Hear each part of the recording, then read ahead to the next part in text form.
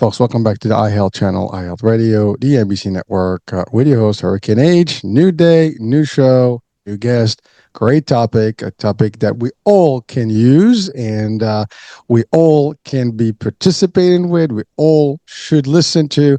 It's a topic of living, a life of vitality. And we've had a few discussions about that. But with me, I have someone who's a vitality coach and speaker who goes around helping people talking about how to really live a better life and continue, not losing hope in life and making sure that, you were at the extreme vitality level as you can be all along. So without any further ado, I have with me Adrienne Simmons. Adrienne, welcome to the show.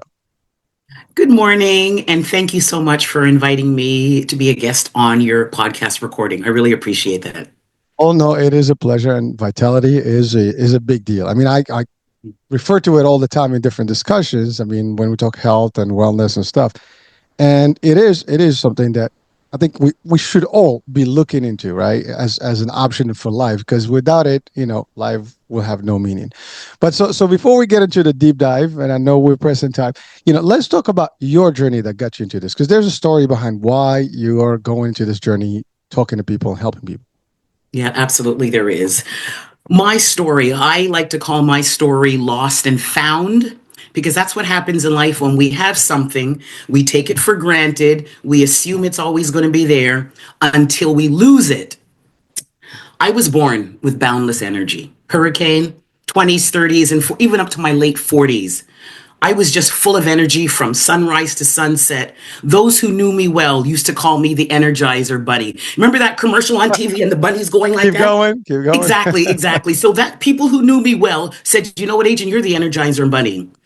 I crossed over my 50-year line, not realizing that, you know what, there are hormonal changes that happen in an individual as we mature, and we hear about it, but we don't always pay attention. So I continued with the same lifestyle choices into my 50s. I worked all day, went out after work.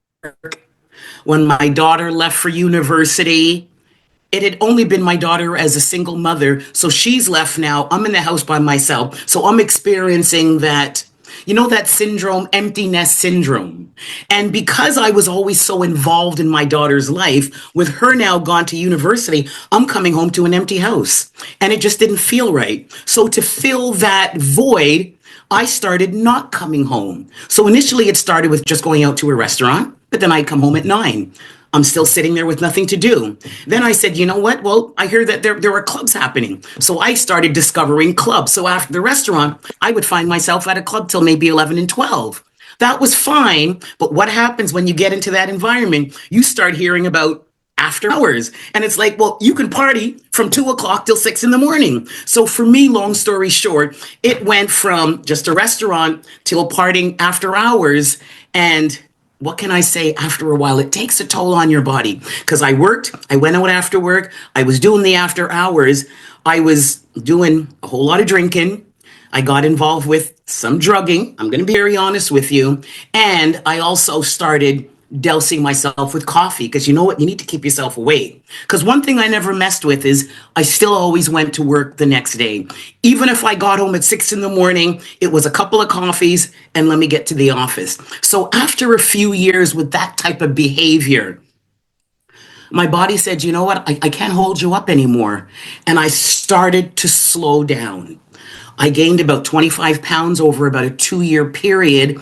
And my energy levels, if I have to rate it out of 10, with 10 being maximum energy, at my lowest level, maybe I was lucky if I was a 2 or a 3. I dragged myself through my workday, dousing myself on coffee, fast foods, because it gives you that quick sugar kind of hit. And then you come down after 2 hours. And then I would repeat it again. But I still continued with the same lifestyle choices. How it finally came to a head, because obviously I'm a totally different person today. I always go in for my yearly checkups. I was, maybe 54, 55, went in for a checkup. been with this doctor for years, so he knew me. He knew my vitality. And when I walked in that particular year, he says, Adrienne, what the hell is going on? What's wrong? You look listless. You have bags under your eyes. You're moving slow. I can see from last year you've gained some weight. What's going on? Now, of course, the first thing that comes to my mind is, well, I'm almost 55. I'm supposed to be slowing down, because what's the message we hear when we grow up, when we're around our parents? Ah, she's 50. She should be slowing down. Ah, he's 60. He should be feeling aches and pains. So I said, Doc, that's the message I heard. And that's what you believe, that, well, you're in your 50s and 60s and 70s. You should be not living with as much vitality. And my doctor said, Adrienne, you know what? Absolutely not. It all depends on how you take care of yourself, which will determine the level of your vitality. And yeah, doc. Yeah, doc. Okay, yeah, I hear you. Okay, yeah. You just kind of brush it off, right? And I continued with the same behavior. Yes, you're hearing the right message. Yes, you're hearing a medical professional saying, Adrienne, you know what? I'm not liking the direction you're going in, but until you can find your why, it's like, yeah. Long story short, so that checkup was maybe September, October. The following January, and I remember very clearly, you never forget your pivotal moment. It was a bitterly cold winter. I live in Toronto, Canada, maybe 30 degrees below zero. It was cold. And I smoked cigarettes, I smoked weed, I did my thing, but I never smoked in my house. So I have a garage attached to my home. So it took me literally 10 minutes to get dressed up. That's how many layers I had to put on. And I'm sitting in my garage hurricane. My glove is off because, I'm wearing a bulky glove and I can't smoke a cigarette or a joint with that. And my fingers are freezing. I got a cigarette here, I got a joint here, and I burst out crying. I just broke down crying. And I said, God, you know what? I can't do this anymore. I don't want to do this anymore, but I don't know how to get off this madness wheel. My daughter was coming home from school. It's like, there's no way she could see me in this condition. There's no way I could allow her to see how far her mother had dipped in her life just because of the lifestyle choices I made. Number two, I always wanted to live a life of longevity, always wanted to live a nice long life. My grandmother lived to 110. And she was vital and she was strong. And it's like, you know what? I'm going to be just like Granny. And then the third reason, I want to be alive to see my daughter get married. I want to be alive to see, hopefully my daughter will have children and grandchildren as well.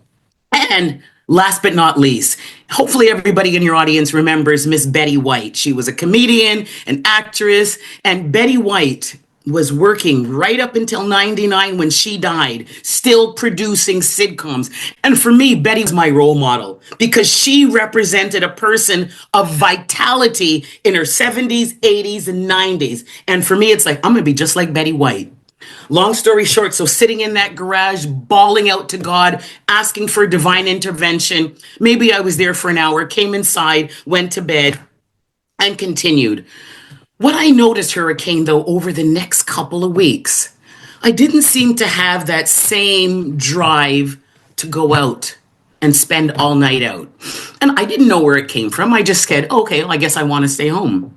And then I noticed I started becoming a little bit more curious. Well, you know what? Maybe I should start looking into how should I be treating my body as a maturing woman? What are some of the changes that are going on inside of me that I maybe need to be more aware of? What are some of the lifestyle choices that maybe I need to be implementing in my life if I want to clean up and maybe start regaining just a little bit more of my energy? So that took me down a track of research, and I got excited about what I was finding. It's like, oh, okay, you mean if I maybe have a little bit more vegetables, a little bit more fruit, a little less processed food, move my body a little bit more. That's what my body needs. Okay, well, let me try it. So slowly but surely, using myself as my own beta test, I created a healthy lifestyle strategy for me. just to see how it would work for me, because I started noticing small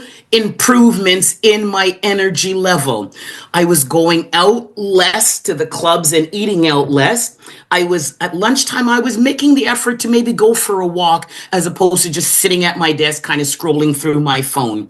Long story short, I will say, even up to today, it was divine intervention along with my mindset changed that led me on that journey of research and then implementing the information that I was gathering from this research on what a woman, as she moves into her late 50s and 60s and 70s and 80s, how should she really be taking care of her body? Long story short, I had friends. I reached out to friends because I needed that accountability, because it's so easy to slip back into certain habits. So I also reached out to a group of friends and said, you know what? I need you to keep me accountable. This is my goal for this week. This is my goal for this week. And then what I also did is I definitely totally divorced myself from that party crowd, and I reached out and I started bonding and creating networks with females, maturing females who really believe in creating healthy lifestyle habits. So it was a lot of health and wellness groups that I connected with. Over a 12-month period, I lost that 25 pounds. My vitality levels bounced back. And by the end of that time, again, out of 10, I was back up to an 8 to a 9 out of 10 with my vitality, which I still enjoy today.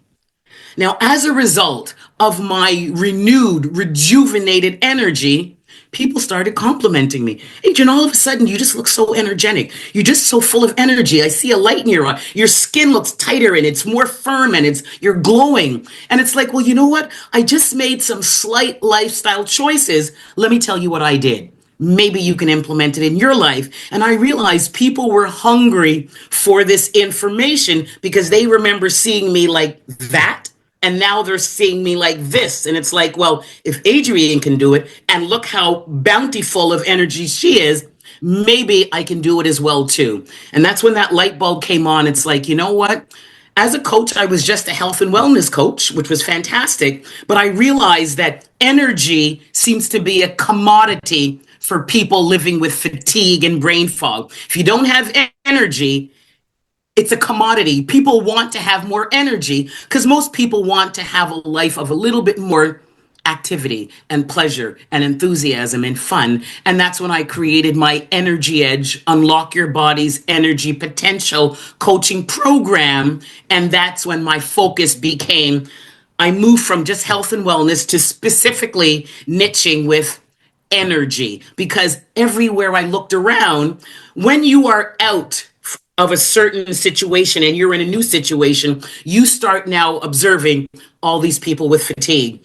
I never noticed it before because I was one of them and I didn't notice it. But when I regained and rejuvenated my energy levels, I'm seeing my colleagues, my neighbor, my family, and it's brain fog and it's fatigue and I'm tired, and I by the time I get home I just want to flop on the sofa and it's too much effort to cook a healthy meal. Let me just order Uber. And it was everything that I did, so I understood exactly what they were sharing with me. So when I work with my clients, it's like, you know what? I know exactly where you are right now, but if you're ready, you can move to another level. And that's my story of lost and found. And I will always say, by the grace of God, thank you for giving me the opportunity to find my vitality once again.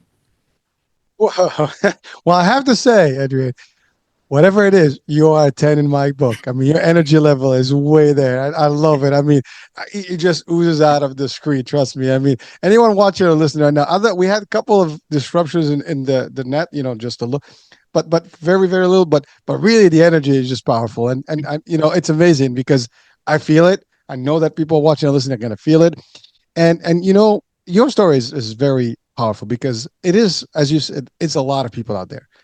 I think we all have a similar life, in a way, shape, or form, right? I mean, we start, we build up a good, momentum, especially when you're young, you get the excitement, you do all the stuff, and you keep running, your metabolism is kicking, everything is on full cylinders. When you get to that the 40 mark, it's like the best days. 40. I mean, actually, from 30 to 50 is like the awesome things. Now, for those people who have not reached these milestones, you might just hear about them in these shows or maybe in books and Hmm. stuff, but it's real. You transit. I mean, 20s, the cool days because you're young and you don't care about anything. Your maturity levels still in between. 30s, you start like seeing your future a little bit better. 40s, you're pretty much set. Your business, everything, your Yeah. work, your career is getting there. The Yeah. money is usually there. Everything is kind of like working your way, and then 50 hits. And by the way, I do agree with you. At the 50 mark, it is what it is. You do feel there's a shift, in the way your health is going to start, metabolizing and then moving and doing stuff. Now it's a matter of how you deal with it. Now, in your case, what you've experienced, and doing different shows with different experts and stuff, there is a level of mental peace or depression based on your daughter leaving the house.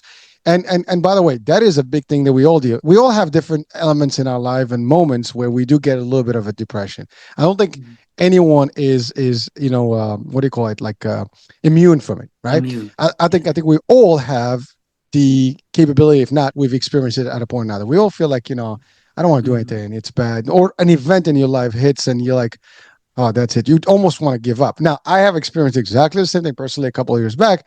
I mean, many years back, where I had that same moment. And I'm like, okay. And, I gained a lot of weight. I gained 45 pounds in the matter, almost 50, so it depends on what day. So I can tell you it is. You get to that point where like, can't walk, you can't do things, you got no energy, you just sit and you're coach potato, you're just watching stuff and flipping. And this was before even the internet, and the phones and the stuff. It was just like, you just flipping through movies and stuff. And it's not a cool thing. Now what you've done though, you kind of, let it go for a minute. You went to the doctor, and by the way, that's a beautiful, thing that you mentioned there. Not all doctors are equal, and some of them, go beyond the measures, I would say, and the call of duty. And they do, especially if you're with someone for a long time, they know you inside out. They know your body. They know your metabolism. They know everything, so they can see a quick shift where when you're not feeling good. I mean, it shows in, as you said, in our face. In our body, in your weight, everything shows that something has shifted and it's not going the right way. Your numbers, your markers are going bad. It's bad. But so he gave you that information, or they gave you this information, and you were like, okay. uh, but that still didn't do it. Now what did it is you, well, first of all, before that, I want to just reiterate the story behind what you did. I mean, you kind of did what most of us would probably do. You want to compensate. You want to forget, stuff. So you did, the natural thing is like, let me get busy with life. Like, I want to get busy. I don't want to think. And a lot of us do that somehow. We figure something to get us, mind distracted, and or just having a good time so you don't think about it. And some people do drinking, some people stuff, some do a mixer. You eventually get to the whole mix, right? But it starts with that. But it's all bad habits. I mean, today studies are showing alcohol, one little alcohol a day can ruin your health, right? Hmm. you know, smoking, drugs. I mean, maybe marijuana Yep. is a little more healthier in a way, but again, even that has some bad elements. Depends what you do with it, right? Hmm. Then you have the concept of just not sleeping. Again, that's the other thing. Not sleeping can age you. Not sleeping. We've had various shows about sleep, deprivation and the impact of sleep, and a That's lot of experts right. tell if you don't sleep enough hours during the day, you are losing, vitality, and you will probably your clock is aging faster. Now, nobody we don't debate the concept of life, because I can tell you this: we all have a, whether we believe or not, we all have a span, and we're going to live that span no matter what. The question is whether it's with vitality or none. And that's the thing. Like you love what you said. Your grandmother lived 200 plus. Your role model 99 years and active. So a lot of people are living that life, and that's the thing. We know that we're gonna expire term. One day we're gonna die. It's guaranteed. But how do we get Right. there? Do we continue living the life, the momentum, the energy, just like you are? I mean, I love it. I mean, I'm about to jump right now. but that's really the concept, right? So you did all that, and then again, there's no fulfillment there. It's temporary, but it runs out quick. I mean, it's just like a filler, and your psyche is just like, okay, we're gonna keep doing this. We're gonna keep, and your body's not gonna catch up. I mean, eventually, your body is gonna start feeling the brunt of all that non-sleep. Bad food is, and by the way, bad food is not just what you eat outside; it's also the quality of food that we have now. you're in Canada. It's a little better than the US, I have to say, in terms of the content and nutrition, but it's still close enough. But the fact of the matter is, it is not good when you eat out all the time and drink, and it's not, you're not getting the real stuff, right? Or the right stuff, I would say. But here's the thing: that moment when you were there, and by the way, I love what you did there, because you had to eventually settle and ask. And you didn't ask humans, you asked the divine. Now, I don't care what denomination, we all have different, views of our Almighty and, the Creator. For those of us that believe, or even those that don't, I mean, at the end of the day, I think at every given moment, even those that don't believe, they can ask, for help. So let's be real. We ask, and that's the thing. So all hearing, all listening, always there. But where are we from there, right? If we ask, we shall get, right? I mean, that's a fact, right? So it doesn't matter. You kind of turned into like, I need help, right? And you see it in a lot of, sometimes they depict that in the movie, like when people get lost and they just turn to God and ask, and help always is in the way. But if you are not recognizing and you're not asking, well, you're on your own. Good luck. Have fun. And that's really what we all get, lost in in this world, right? But at least you did. And then you started, to your point, shifting. Now there's also another aspect, which is also the psyche, right? If you talk to your psyche, that's where it stays. And so when you start like really reflecting on things, it is happening. Your mind is picking it up, and it starts working with you or against you. Now, in this case, at first it was against you, then it became with you. And then you start yourself making the right decision. This is not good. And by the way, that's a perfect example for all of us watching and listening, that first of all, it's never too late. That's one. You can, we all can go through turmoil and bad moments, but it's that point where we realize that something is off. We just have to commit to that change. And that's the hardest part. Most people have difficulty making the shift. You can, with the help of God, and I guess, that presence, and you were able to make the shift. And a lot of people are able to do that when they seek and also take the necessary steps. Because one thing to ask God and the other one is not do it. Then I mean, it's not going to work, right? You got to take your steps in action, right? Action speaks louder than words. And you did that, and so things started shifting. You started, changing your lifestyle again to a better lifestyle. And again, for people, this is a very simple, it's difficult maybe, but it's not impossible. It's feasible. Have Adrienne right now as an actual testimonial of that change, and many people before, in different shows. And if you look around the world, you'll see people who have been able to make a big, drastic change in their lifestyle. It goes back from 0 to 10, or it can go the other way around. But we want to focus on the positive, where people are moving and improving to better things. And in your case, that's your case. And so you did that. You changed, and life became different. Your movement, your energy, you're going to the gym, you're doing stuff, you're walking, you again, but what you stated there is just little changes. It's not like, you eat better, you more active, you take care of yourself, you stop taking all the junk that is ruining your body and your metabolism. Your body is kicking, your cells are like alive, they're feeling good, and things start moving your way. Now, I love is the idea that you didn't just stop there. I mean, obviously you were a beacon, so people started seeing that change. And that's true. People can see, they know, especially those that are around you, and mostly the people that may not be close to you all the time. And when they haven't seen you in a while, they saw you in one picture, and you're like, "What the hell happened to you?" Whoa, And that's really where, like, because the people around you may not see it. They'll see it, but they're not going to see it because you see things all the time. You don't see Exactly. them for whatever. But when someone Exactly. sees, like, "Wow, Adrienne, what the hell happened here?" Yep. Like, you look terrific. Like my doctor after the year because he hadn't seen me for a while. Exactly. Exactly. Well, on the flip side, if Yeah. you've changed to better, they're like, "What the hell's going on? This is Yep. what's your secret sauce, right? What's the formula?" And that's Exactly. exactly what it is. So I love that you've created the concept that helped you and share it with the world. And again, I always enjoy these discussions because a lot of people that actually get into coaching and stuff, they've experienced rough times themselves and things, but they decided to help themselves, and eventually they see the value in sharing that with others, and they start doing that on that journey, and it makes a difference. And now you live, and by the way, you're a living example. So people can say, well, you have no clue. What are you doing? So, because you've been there, done that, you know how it's done, and you know what the steps to take. Now, of course, people have to commit to these things. And then it creates energy. And now, by the way, everything's about energy in this world. So, energy, right now we are vibing at a high frequency, but energy is everything, right? Your body is energy. And again, if you talked about coffee is great. It's going to give you some, and by the way, when I say great here, so for those people, some people can say it's bad, some people say good. I've heard both stories. Depends on health Mm-hmm. quantity, what you use it with, milk and sugar and all stuff. But we're not talking about the actual content of coffee and caffeine. But it is a jitter, fixing up problem for a couple hours. You get the excitement, but then it winds down. And so that's not always a solution. So in your case, you did what is necessary to make a move in life, and you did. Now, you combine your coaching right now between not only the energy level, but also some spiritual piece. So how does your program work in general? Mm-hmm. So when I first connect with clients that are interested in really improving the quality of their life, because that's where it really starts. When an individual decides, you know what, I know I deserve better. I know my family deserves better.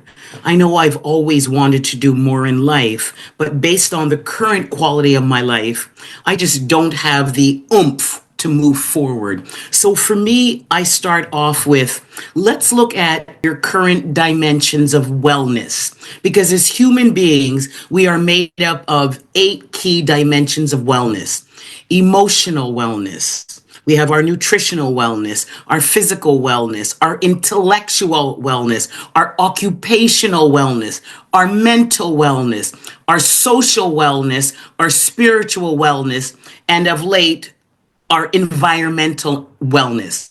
So when I first meet with a client, I say, I need you to be honest on a scale from 10 to 1, 10 meaning I feel amazing, to one where, you know what, I'm just dragging through my day, I'm not doing well. Rate all of your dimensions of wellness and then let me know.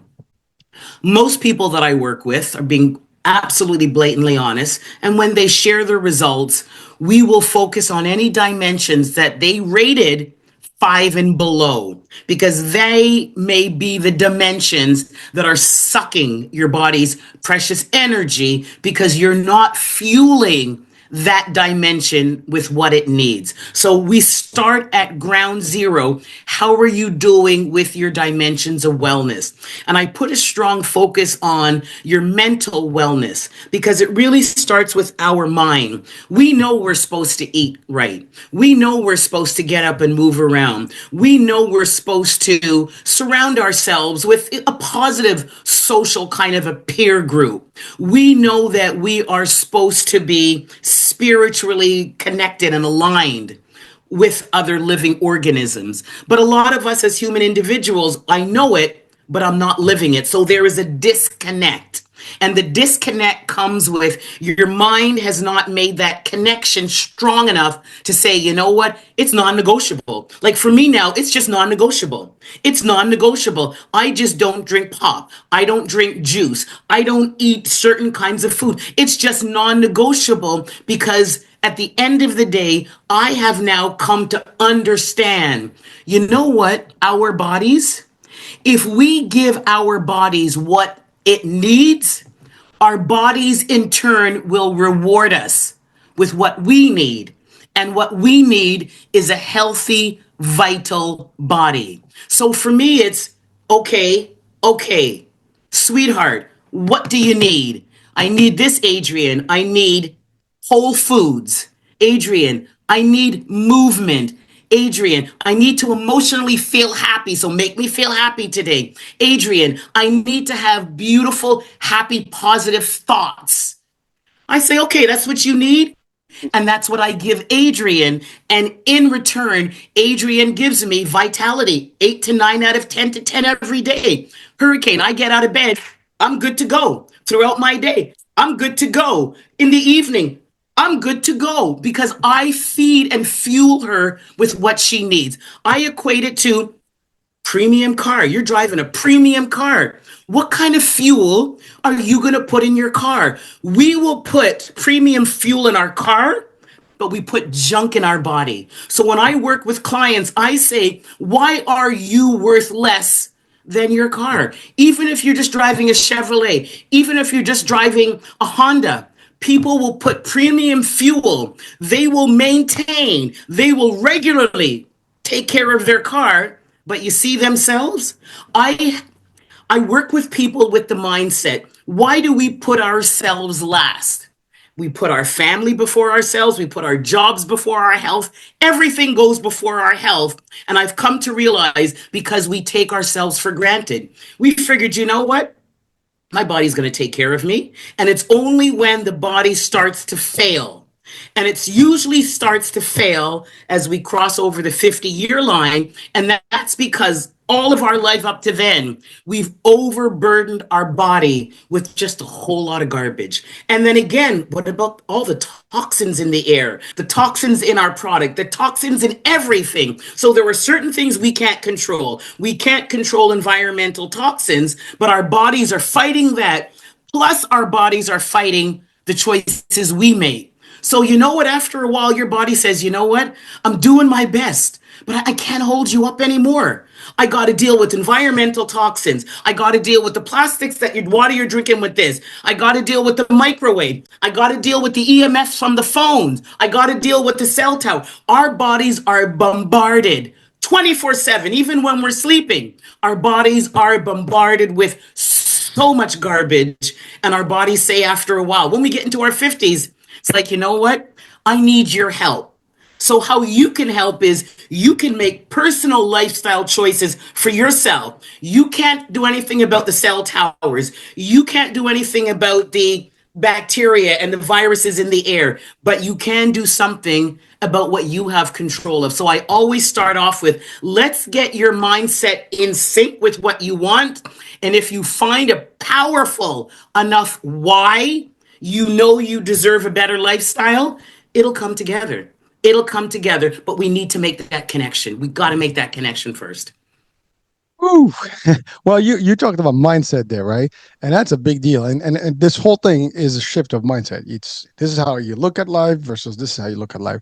And you choose the better life, the positive way to change. And I love what you said about the analogy of putting premium in the vehicle. I'm gonna add more to that because not only, just putting premium in the vehicle is one thing, but also you want the vehicle to be the best of the best of the best. That's your body, right? So you want to make it, I don't know, pick the best car that you want to dream of, right? You want that car with every single feature and and spruced up, things that you can Exactly. have in it, right? So you want the comfort, and you cannot do that unless you actually get in this, because you're in this avatar, you're running this body, right? And you need to Bingo. do that. But we have to do that. But now here's a challenge, Adrian. There's motivation and there's discipline, right? And there's the will. So how do you convince people, to get from the will to change to the motivation to get excited about it? And motivation, again, it's not a full-time thing. It goes up and down. So the key here is to get them to be disciplined, right? Now, how do you get to get those things aligned enough so people can really maintain and continue Mm-hmm. until they start seeing those results? And then, Mm-hmm. of course, when you see the results, there is no coming back. I mean, like, I feel better. I'm not going back. There's no way. So how do you Yeah. do that? Yeah. You know, I I tie in when I meet with them, I ask them, why do they want a better quality of life? What will that do for them when they get that quality of life? So we start with like a vision, and I have them deeply dive into what that will actually look like. So once they have kind of designed, you know what, this is really the kind of life that I really want, I move it to, okay, there you're going to hit some road bumps. You're definitely going to hit some road bumps. We need to provide and create tools on keeping you on track. So for me, it's accountability. Who in your life do you know that you can reach out to and ask them to hold you accountable to what your design of the life that you want for yourself looks like? So then we connect that design of what the life is to an accountability partner. Then we move on to motivation. And for me, it's just tools that I create within the program. I find out from my client, what are some things that have motivated you in the past? Because each of us are motivated by something different. Some of us are motivated by what we can achieve, others are motivated by what we can lose. So that is determined in the initial kind of meetings what motivates you. For me personally, what motivates me is what I can gain versus what I can lose. And then everything is tied into why are you doing it. Just before we wind it up, because I know my time is coming to an end, I forgot to mention that what kept me motivated was my father died of his diabetes in his maybe 66, 67. When I went for that checkup where my doctor was shocked at how I looked, when I got back the results of the tests that he had done on me during that checkup, he goes, Adrienne, I got some bad news for you. For the first time since I've known you in my life, you are pre diabetic. I don't know what you've been doing over the last year. You've never, ever had a problem with your insulin levels, but something is going on. And if you don't be careful, you are an inch from crossing over to being diabetic. You see, when he said that, I went right away to my father. It's like, wait a minute. If I'm 55 right now and he died at 66, 67, that means I could be dead in 12 years. That was it for me. So that was my why. I didn't want to be dead in 10 years.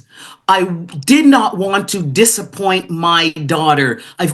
She's always looked up to me as a strong, powerful woman. She didn't see me during those years when she was away from university. And I did not want her to remember her mother as, you know what, Mom? What happened? You were always a strong, powerful individual. Why have you allowed this to happen? I did not want that for my daughter. And I wanted a life of longevity. So those were my whys. And then I tied it in. Well, you know what? When I clean up my life, I'm going to be able to do this and this and this and this and this. So that was kind of my vision. My motivation was my daughter was home now. She's home now. And it's like, you know what? We started doing things together. And for me, I always wanted her to be proud of me. So for me, that was my motivation. I always wanted my daughter to say, you know what? I'm so proud of my mom. Oh, she's my role model.